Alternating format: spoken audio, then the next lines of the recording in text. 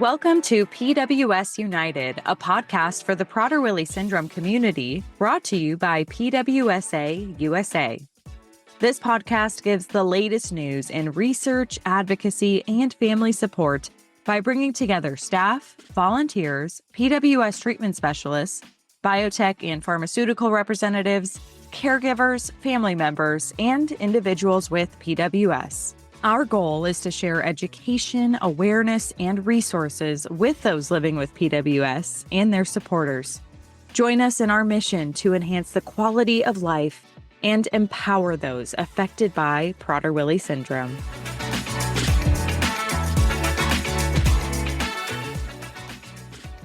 Hey everyone, this is Annie. I just wanted to hop in here real quick to remind you all to stick around till the end to listen to our VYKAT Testimonial series. This episode, we are re-airing the first VYKAT Testimonial that we did with Dad Brian. It's a great one. And we will be back next month with a new VYKAT Testimonial.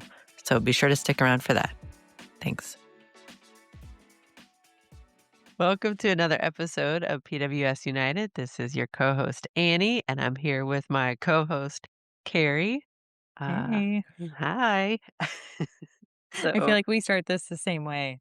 I know. I'm trying to think of something new. Hey. A little hey comes in there. I was thinking about starting, welcome to the podcast of with your host who almost got bit by a rattlesnake a few days ago. It can just be, a new intro every time with a crazy thing that happened to us recently. Oh, that'd be funny. Your co-host too. I don't really have one. My life is not super crazy lately, which is good. Yeah. It's good. It's nice to have it mellow. When we walked into the Air and Space Museum in DC for Freya's trip, there's like a quote on the wall that said something like, but some people like to sit on a fence and listen to the birds. Those are the ones who want safety. Other people want adventure. And I was like, oh man, I love a fence post and birds. Like, what's wrong with that? I don't want to go to the moon. What's Anyway. that? I like I would some say you're also adventure. adventurous, though. Yeah. Yeah. Anyway. It's funny. But yeah, so we are here with another episode of The Pulse, Volume 149 from June 18th, 2026. And I'm going to let Carrie get us started. Sounds good. So we kicked off this Pulse newsletter with a very exciting announcement. I think we've actually announced it before, but we made it just a much grander, bigger, more colorful spot in this newsletter. So that is that 2027 National Convention registration is opening on Wednesday, July 1st, 2026, which is next week, which is crazy. We are very excited. We hope everyone out there listening is excited. And we just wanted to give a little overview of what to expect when it goes live and some of the details that we have. Not all of them are completely done yet, but we're very close. So I will share with you what I know right now. So again, registration opens on Wednesday, July 1st. The convention itself, though, is happening on July 14 through 17, 2027. So next summer at the Caribe Royale Orlando in Orlando, Florida. Our biennial convention is a very powerful reminder of what makes this community so special. Families, individuals with PWS, clinicians, researchers, professional providers, and advocates all come together with a shared commitment to learning, connection, and support. There's truly nothing like being in a space filled with hundreds, basically 1,000 people who understand this journey. The 2027 convention really does have something for everyone. There's the Medical and Scientific Conference, there's a Professional Providers Conference, our Family Conference, and new in 2027 is a 2-day Adults with PWS Conference, which we're so excited about. And then, of course, we'll have our PWS and sibling camps that will happen at the same time as the Family Conference and the Adults with PWS Conference.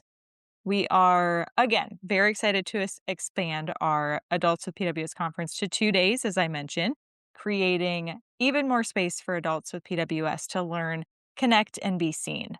We want to make sure that everyone knows that our camps fill up very quickly. If you have registered or gone to a convention in the past, you know this well, and you have a loved one with PWS or a sibling, you know this very well. That again, they fill up so quick. So we just encourage you when registration opens to secure your loved one's spot in a camp because they will go quick and they always do. We are also thrilled to welcome back Dr. Jennifer Miller and Michael Tan and Dr. Deepan Singh as featured speakers for our family conference. And they will be joined by so many more incredible speakers and panelists that you will not want to miss. So, whether this is your first convention or you've attended many over the years, we cannot wait to welcome you to Orlando for this unforgettable week. So, again, watch for that registration link on July 1st. So our spotlight on BWS this week was sent in by a family in Chile, and they sent it in Spanish. And so Sarah and I, and the magic Google machine, worked through it and got the English so that we could read it and we could share it with you all. And I really love this one. This was sent in by Carlos Moliné, parent of Pia Macarena de Jesus, who is 32 living with PWS. And Carlos wrote, "Good afternoon, PWSA USA. We live in the farthest place in the world, Chile. In 1988, when our daughter was born, there was no information in our country about the syndrome. Health professionals did not know about this strange condition either. As parents, in libraries, we discovered that there was an association in the USA. We sent a letter with all the information about our daughter, and thanks to you, they responded and put us in contact with a doctor in Tucson, Arizona named Suzanne Cassidy. With great effort, and after 3 years, we managed to meet her in 1991, and she confirmed Prader-Willi syndrome. In Chile, it was referred to as hypotonic syndrome. Today, at 37 years old, our daughter is very well managed, thanks to you and to Dr. Suzanne. She sent us a lot of information so that we could support and care for our daughter, as well as inform the professionals in our country. We also created the National Association of Prader-Willi Syndrome in our country. We captured everything we experienced in this stage of our life in a book.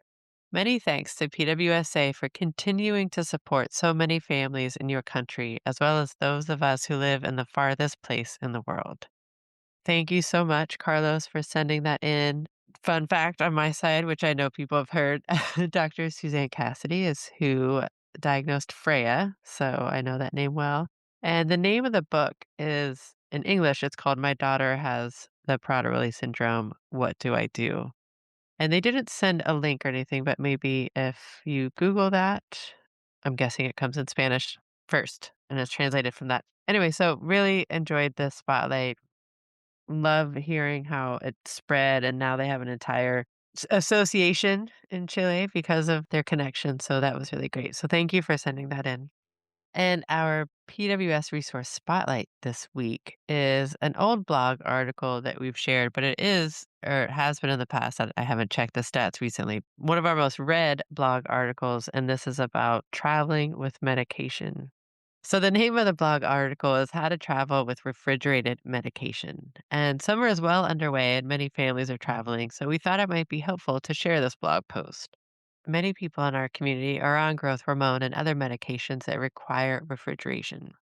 Some families will be traveling with this medication for the first time, and others may still struggle to work out the details of how. So this blog offers tips on how to travel with refrigerated medication, hopefully taking some of the stress out of your summer travel. And I wrote this blog article. This was one of the first blog articles I wrote. And I think I wrote this before I did a 4-day backpacking trip with the medication. So throw Wow. that in there. Throw that in there. If you have the right kind of medical packs and enough of them, you can go camping. Although it does, Okay. if you're a backpacker who's like counting ounces, you're not going to enjoy that one. It's heavy. Just to make sure you know. Yeah, but we'll have a link to that if you wanted to check that out and get some ideas. And if you have your own ideas that if you read the blog and there's something that works for you that's not in the blog, go ahead and send it our way to communications@pwsausa.org and let us know, and we'll update the blog with that. Love it. So let's get into some events and fundraisers that are coming up. This first one I love so much. It's the PWS Moms Hiking Weekends. There are two actually coming up. So we wanted to make sure that those listening knew when those were and where they will be. The first one coming up is taking place August 14th through 17th, 2026, at the Glacier National Park. And that is in Montana. And then the second one is taking place October 9th through 12th, 2026, in the Smoky Mountains, which is in Gatlinburg, Tennessee. So there's, again, two great options this year. I know that the organizer is already working on 2027 dates. So when she has those, she's going to send them our way. So we'll make sure to share those as soon as we have them. But to give a little background on the PWS Moms Hiking Weekends, the original hiking weekend started with two PWS moms who became hiking buddies and then recognized what a respite their adventures in nature had become. The idea for a retreat was born, and the initial event in June 2024 turning into an incredible weekend of laughter, friendship, blisters, love, organizational planning, and reminders of the fact that the best way to truly live this special needs life is to walk side by side with others.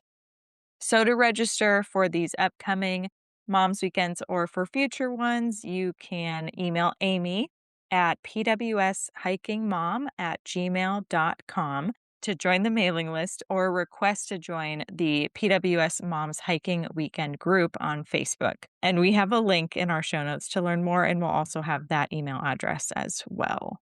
Can't forget about the dads. There's also something coming up for all the dads in the community, and it's called Dad Venture, which I love. So that's taking place July 24 through 26, 2026. That's almost a month away. That's amazing. And it will be in Albuquerque, New Mexico. The Dad Venture is a father led, independently organized retreat created by Jonathan Andrews and Matt Rivard. This event is a grassroots initiative built specifically to create a space for dads of children with Prader-Willi syndrome to connect. And to quote Jonathan Andrews, who is dad to Christopher, who's living with PWS, Jonathan shared, "We recognize the needs for a dedicated space where fathers could come together, build meaningful connections, and find strength in shared experience. This retreat was created to foster that community, one grounded in authenticity, camaraderie, and mutual support." And you can learn more about this great event, and the dads in the community can register for the event by visiting the Dad Venture link in our show notes. So, in our advocacy section, we just have an update on what's been happening in the advocacy world, which never stops. And Dorothea submitted this to us last week. So, PWSA USA recently submitted public comments to both the FDA and CMS to ensure the voices of individuals with Prader-Willi syndrome and their families continue to shape policy, research, and healthcare access. So, CMS, just to note, is Centers for Medicare and Medicaid. But first, the FDA, the Patient Focused Drug Development Impact. PWSA highlighted the lasting impact of our 2023 ELPFDD meeting, which helped elevate hyperphagia, behavioral health challenges, caregiver burden, and quality of life outcomes as critical priorities in PWS research, clinical care, and therapeutic development. The voice of the patient report continues to inform discussions around clinical trial design, meaningful endpoints, and patient centered drug development.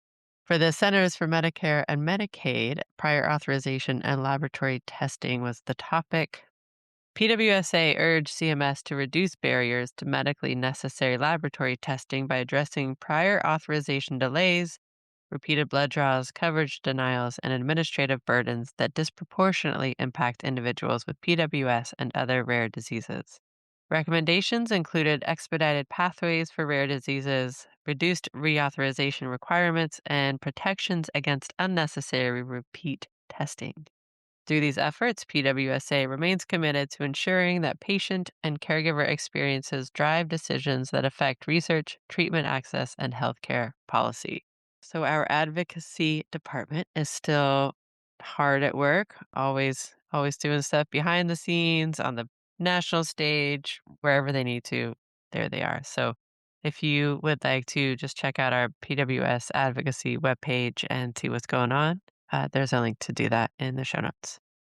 Now, for some family support news, our blog of the week is an appreciation for fathers and how they show up for PWS. And this was all because this past Sunday was Father's Day, as I'm sure our listeners know. So, Annie wrote this very sweet, beautiful blog article. We even had people write in to say that. Go, Annie. Thanks. um, But it really is so special, and even though Father's Day is past us now, it's still an incredible read if you have not had a chance to go and look through it, but it really is just about, that the PWS parenting journey can obviously be both challenging and rewarding, and at times encumbered by frustration and grief, and other times infused with joy and hope. We're so grateful to all the dads, the father figures, the single moms, the uncles, and the friends who show up for their loved ones with PWS and who work tirelessly to ensure that they are supported, protected, and moving forward in life as they need and desire.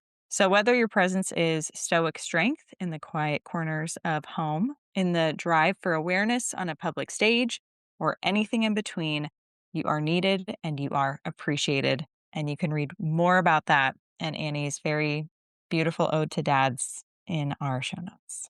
Thanks. I wasn't mad at my husband, so it was easy to write. Found some inspiration that day. I love You it. moms get me, you know.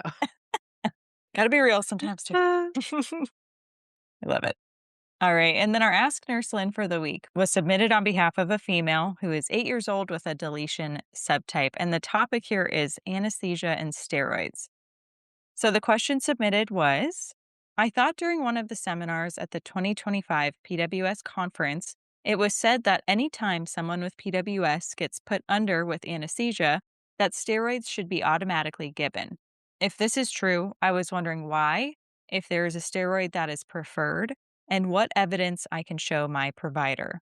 If it's not true, is there anything else besides anesthesia sensitivity and sleep apnea that I should be letting my provider know about? My daughter is going under for an endoscopy and biopsy and has mild sleep apnea. I think this is a topic that continues to come up, Annie, anesthesia. So, Mhm. Lynn is well versed. She has great responses to all these questions. I think we should think about it as a future Ask Nurse Lynn Yep, yep. episode. But of course, she has an amazing response to this. We have that linked in our show notes. And while you're there, you can submit your own non emergency medical question about PWS for our lovely Ask Nurse Lynn Garrick. All right. So under research, we have the Harmony Biosciences Tempo clinical trial used to help treat excessive daytime sleepiness. And we just want to send out this reminder they're still looking to fill this trial. And so if you have any questions or any thoughts or any inkling that your loved one would be good for this trial, definitely reach out to them. A person may qualify if they are age 6 years of age or older, have a diagnosis of PWS, and have excessive daytime sleepiness. This is not a complete list of study requirements, and the study doctor will review all the requirements with you.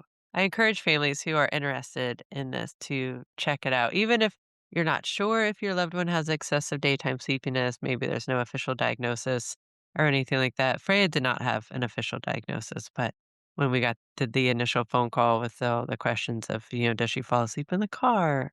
Yes, every time. But not anymore, not on pitolisant, which is the trial drug. So I'm a big fan of this one, and I really encourage families to get out there and not get out there. You don't have to get out there. You have to go anywhere. You could just call from your home. You can look at it on your They can come computer. to your house. They come to your house now. That's what they do now. They come to your house. Yep. You don't even have to travel for Mm. it. It's Oh incredible. goodness. Yeah, pretty amazing. So yeah, definitely though there will be a link to check that out in our show notes. All right. And then to end here, we have one announcement to share, and that is our newest and most recent Board of Directors member spotlight. And this time around, we are spotlighting John Lenz, who has been a board member for 4+ years. He lives in Lakeville, Massachusetts. And when asked the question, What do you find most meaningful about serving on the board and what excites you most about the work ahead? He shared, helping new families understand that life is going to be okay with a new diagnosis of a family member who has Prader-Willi. What excites me is our ability to transform lives through new ideas and research that can improve quality of life for those affected by PWS. And he also shared many other insights to many other questions, some personal, some professional. So go get to know John Lenz a little bit better at the link in our show notes. And if you are still feeling like you want some Father's Day goodness, you can check out our Facebook page. We did a post on Sunday where we invited families to share a little love for their PWS dad in the comments. And there are a lot of really sweet pictures and little messages. And so thank you all for doing that, for participating in that, and for bringing that to the social media because it's nice to have interactions like that. Mhm. Sometimes, we're just posting a lot about like resources or events or things like that. But it's really nice to engage and to see other people engaging and sharing about their family. So check that out. That's on Facebook. And we posted on Instagram too, although I don't know if people responded on Instagram. I don't have my phone on me. But Easier to share photos on Facebook, which oh, I feel that's like true. were mostly what we got, which were awesome. I loved him. I Yeah. loved him. I think on this note too, Annie, we have been definitely seeing more activity from dads, which I love, but I think we could always use more. So this is just a little shameless plug. If any dads out there listening, or if you have a partner in your life who is a dad, who would be willing to write a blog from the dad's perspective or just talk with us, in an interview for a podcast, anything. We would love to get more insights and engagement from dads on our communications channels. So you can reach out to us again, that communications at pwsausa.org. And yeah, we just really appreciate all the work that the dads are doing out there. So keep up the good work. And now our PWS United segment, Voices on VYKAT. While PWSA USA does not endorse any specific treatment, we recognize the importance of sharing information about options available to the PWS community. Decisions about medical care should always be made in consultation with a qualified healthcare provider. Please visit www.vykatxr.com for information on use and potential side effects.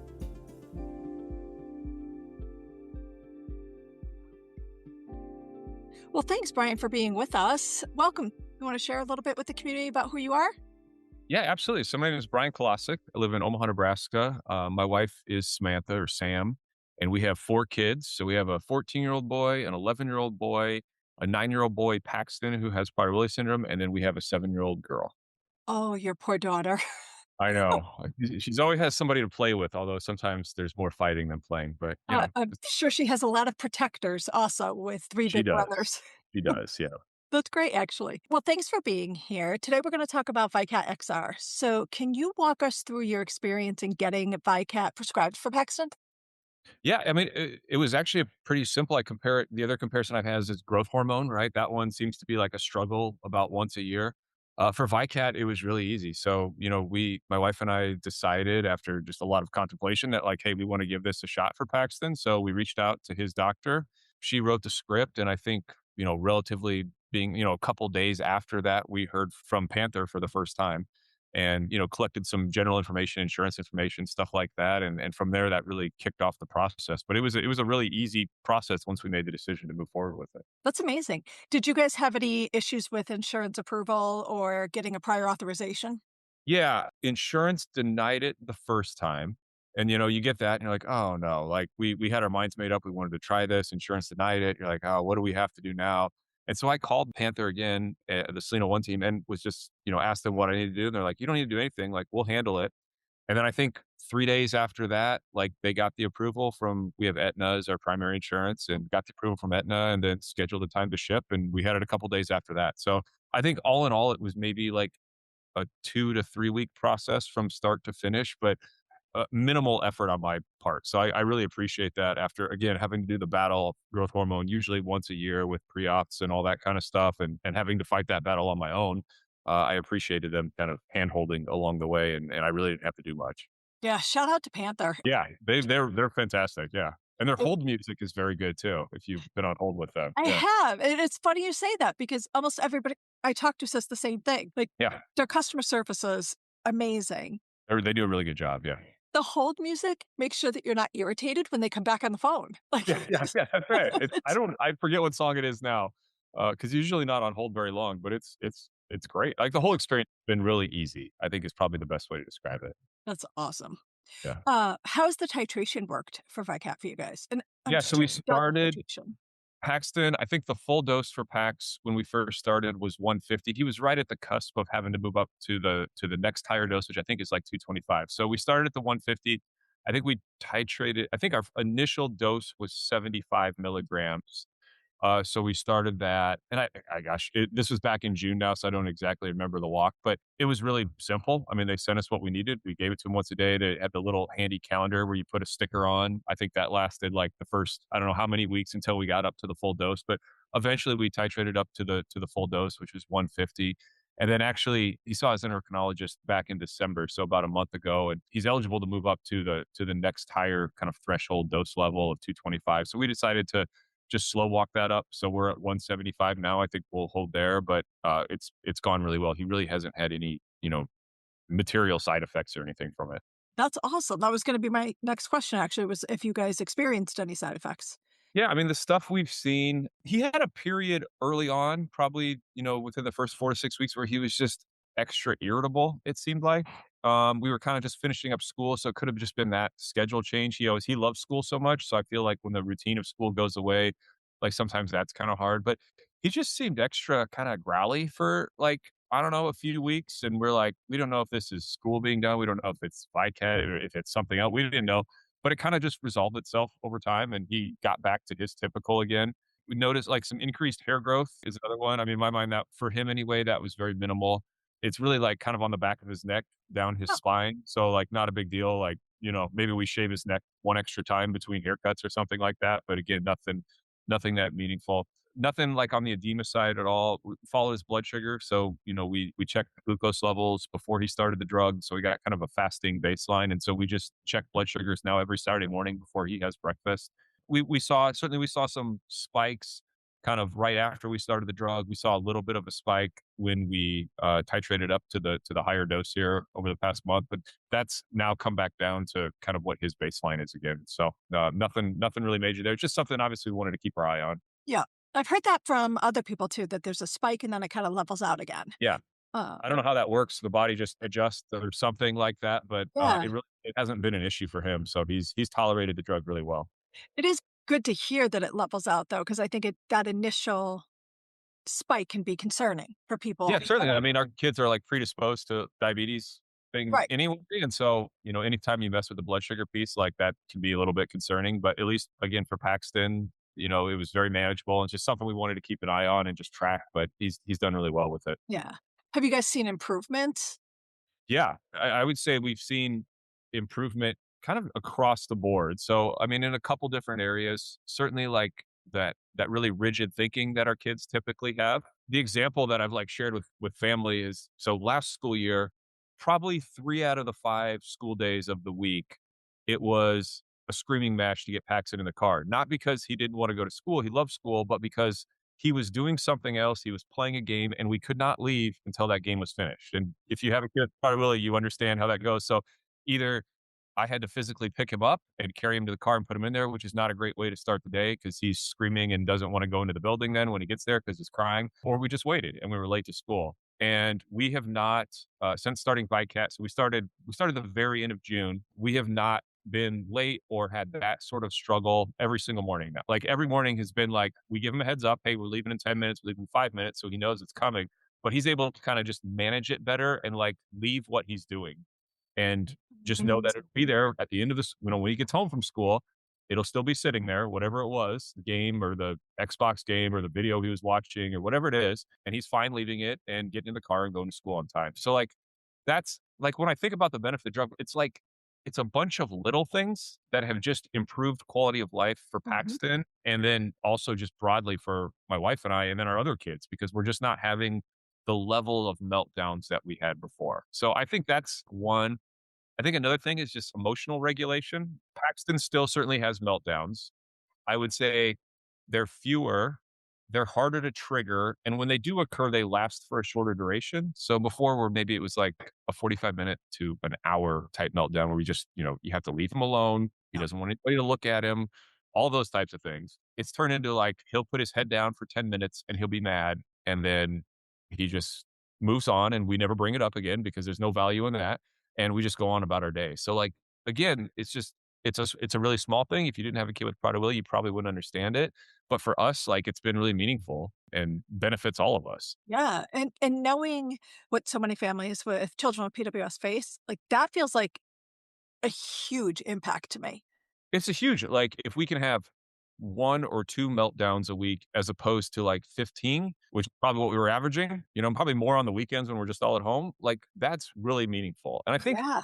and then maybe, like, speaking about the food piece too. So I've thought about this a lot. I think of, like, his improvement there in terms of, like, turning down the dial. So let's say, like, Paxton was at, like, a 7. I'm just making up kind of like a 1 to 10 scale, right? But let's say Yeah. Paxton was at, like, a 7 for hyperphagia. I feel like it's turned down to, like, a 3 now, where, like, again, Wow. it's still there. It can still certainly, like, rear its head, but it's much more manageable for him and us than it was a year ago at this time before we were on VYKAT. And, like, the example there just recently, it was a Sunday morning. We all get up early every day, but Sunday morning, sometimes we're like, "This is a sleep-in Sunday. Everybody stay in your room, watch a cartoon," whatever it is. And so we did that. We told Paxton the night before. We told all the kids the night before. And it was like, we all get up, get moving, whatever. It's 10 AM. Paxton's still playing somewhere in the house. The other kids are doing something. He hasn't asked for breakfast once. Now, when he sees us and we bring it up, like, "Hey, do you want some food?" Like, "Oh, yeah, sure." But it wasn't the biggest thing on his mind. It was more important the game he was playing with his brother or the cartoon he was watching or whatever it was. So, like, again, it's still there, but the dial has been turned down. Is he able to articulate that he feels different at all? Yeah, we've asked him about that, and he's only 9, and obviously his speech isn't fantastic either, but he's made comments to the effect that he feels like it's the noise as much noise isn't there, like, it's not all he thinks about. So cool. Yeah, so I feel like it's been just a positive experience for us so far. I mean, who knows? We're 6.5 months in or so at that point, like, we could continue to see improvement. At this point, I would continue with the drug just based off the quality of life improvements we've seen Mhm. across the board. When did you start to see those improvements? I Like, how far along? It's hard to s it's like you notice something, like something that you expect him to get mad at, and he doesn't get mad, and you're like, "Is that VYKAT or is that just he just didn't get mad? Would he have Mhm. not gotten mad?" Like, so it's hard to, like, pinpoint a date. I Yeah. would say for us, it felt like a really slow drip. Yeah. So maybe starting to see some level of improvement around 3 months and a very slow but steady improvement over the course of the past, 6.5, almost 7 months. That's Amazing. how I'd best describe it. Like, yeah, I certainly couldn't pinpoint a day where just like, "Oh, a switch went off," because the stuff's still there. The Right. emotional the rigid, the hyper like, it's still there. It's just, like, the dial has been turned down on the intensity of it. It's a great description. Yeah. I don't know how else to make it make sense. When I, like, Yeah, describe it no, to my mother, that's how I describe it is, like, it's not a cure, like, we never expected a cure, but for us, it was just all about, like, improving quality of life, and so that's how we thought about it and sort of, like, use that scale as we think about improvement. well, and I appreciate you acknowledging the improvement of quality of life, not just for Paxton, but for the whole family Yeah, yeah, as yeah. a result. I mean, that alone is powerful. Yeah, I mean, I feel like a year ago at this time, we were always sort of walking on eggshells with Paxton, and, like, again, that's not to say that doesn't ever occur, but Right. it doesn't feel like it's as intense as it was a year ago at Mhm. this time before VICAT. Yeah. So, based on your experience, what would you want clinicians and maybe clinicians who aren't well versed in PWS and other families to know about VICAT? Yeah, I think, like, for us, a couple things there. I think for us is my wife and I were evaluating the idea of, like, should we try this drug, right? There's that, like, very simply, like, a risk reward kind of analysis that you do in your head. I mean, it's not like a formal spreadsheet or anything like that. I think it's really important to understand the risks associated with the drug. And if you decide to move forward with it, like how do you mitigate those or like understand those and track those, right? So that's really important. That's one side of it. And the other side of it is the reward. And I think you have to be realistic about expectations. Like we can't expect like Paxton, it has Prader-Willi and he's 9. He's not going to be like my other 3 kids, kind of that typical whatever, like when they were 9, right? Right. So we thought of it in terms more of like, do we believe that there's enough benefit there that it will improve his quality of life and thus our quality of life? And so we weighed those 2 things, ultimately, deciding to move forward with VYKAT. And I believe it was the right decision.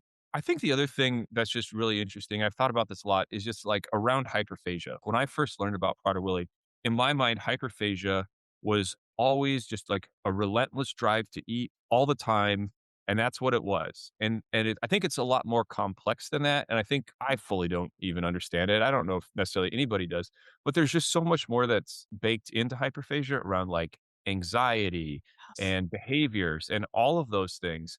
And so I think like for a clinician maybe who doesn't totally understand hyperphagia, and it's not their fault, right? Like it's a weird concept, and Right. like would you understand this unless you've seen it? I think if they could understand, or just people in general understand, that it's more than just food seeking.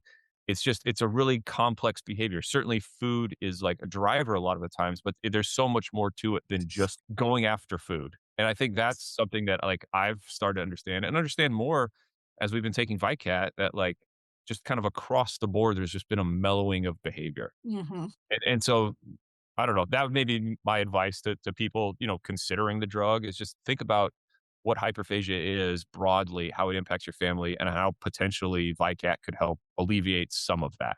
It's great advice. I've had people say to me that they didn't think their child was in hyperphagia because they weren't taking food from other people's plate. Yeah. So that understanding it much more broadly, I think, is a piece that even us in the community need to know. Yeah, That absolutely. I mean, and there's just like the questions around food, right? Like yeah. all the thousand, like, what are we having? When are we having it? Who's eating with us? Like, did you think, we're going out to eat? Are they going to have something that I can have? And like, again, those questions still occur, but it's like the frequency of Mhm. them occurring is diminished. So like there again, I feel like the dial has been turned down. Like, but that's not just going after food. That's not just stealing food. That's like Right. another behavior related to food that has certainly, Paxton certainly improved with. It's amazing. Well, thank Yeah. you. Thanks for Yeah, sharing your absolutely. family's story. I think it's really, really great for people to hear people's stories, and I love hearing that. I think there's some expectations that it's gonna present as like a cure. So to Yeah, yeah, yeah. hear that it's more of that dial and things are turned down, I think it's really Yeah. encouraging for people Yeah. who might be thinking it's gonna be a light switch, and it's not, Yeah. and that Yep. there's other ways to measure progress. So Yeah, thanks for sharing that. absolutely. Yeah, no, absolutely. I mean, it's a super complex disorder, as we all know. And so, the cure or like the light switch coming on and the product really just being gone, like that wasn't our understanding of what VICAT was. So that wasn't our expectation from the start. Like it was all about like, can we improve quality of life? If we can, I'm just making up a number, but if we can improve his life and thus our life 30%, again, that's a meaningful improvement for him and for us. Yes. The other Yes. thing I'll mention is this is really interesting, and we see Dr. Miller, so I talked to Yep. Dr. Miller about this last week. In our school district, they do like what's called like a district common assessment. So basically standardized testing that they do like a couple times a year to measure like growth and improvement. Paxton has always scored less than the 10th percentile in both reading and math. And he jumped just this last semester from like the 9th percentile in reading to like the 28th percentile, and then like the 12th percentile to like the 34th percentile, which is Really? were remarkable. And like I didn't know what to attribute that to. At first I thought maybe is this like an error, but it's not. So I talked to Dr. Miller and she's like, actually we saw some improvement like that in the study. They didn't track it necessarily, but I thought that was really interesting too. So I don't know what to attribute that to. It's not like you take VICAT and you get smarter, but No, but I maybe wonder if it's like focus is there. yeah, when Paxton said that the noise is a little less, Yeah. I wonder if it has something to do with that being a little bit less and being able to then focus and Yeah, like there's attend only differently. so much like brain capacity, and it's like Yeah. your brain capacity is thinking about food all the time, but now like only 40% of your brain capacity is about food. Well, maybe you have some more room in there to learn things and progress, at right. So I don't know. I thought it was just really interesting. We just saw that test result last week, so we obviously will keep tracking it and see. But I thought that was super interesting and not expected at all. So No, not at all. That's very cool. I know, yeah, Global Registry put out a survey now that is for tracking VICAT and I all just the saw that. Yeah. yeah, I wonder if this is something that's being tracked in that? If Is not, it should be. Yeah, I just thought that was I was just really interested in that more than anything else. Yeah, that's really fascinating, actually. Yeah. All the ways that I think we're gonna see benefits that Oh, I we think didn't so think about. too. I think the other thing is like patience. I mean, I think that's hard too. Patience and then just acknowledging the small wins instead of like, I don't think you can wait for like the big giant win because I don't know if that's coming. I don't know if that's coming ever. Yeah. But like, gosh, just for us, I think it's helpful to look back, like, look where we were 6 months ago or 12 months ago and where we are today. There's definitely improvement there. I think that's I don't know, a better way to measure Mhm. progress on the road. That's awesome. Well, Yeah. thank you. Thank you for You your bet. time. Absolutely. Really, really appreciate you sharing with us.